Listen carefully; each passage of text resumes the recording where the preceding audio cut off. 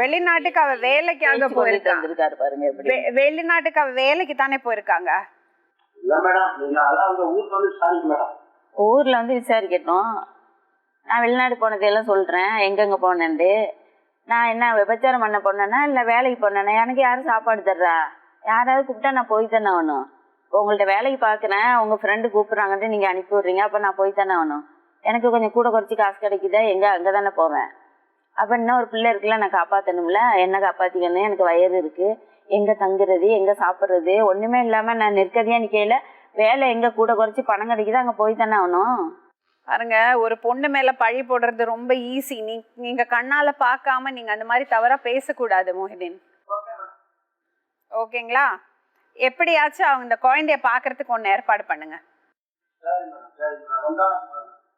வந்தானா இல்ல, அதுக்கு ஏற்பாடு பண்ணணும். சரி.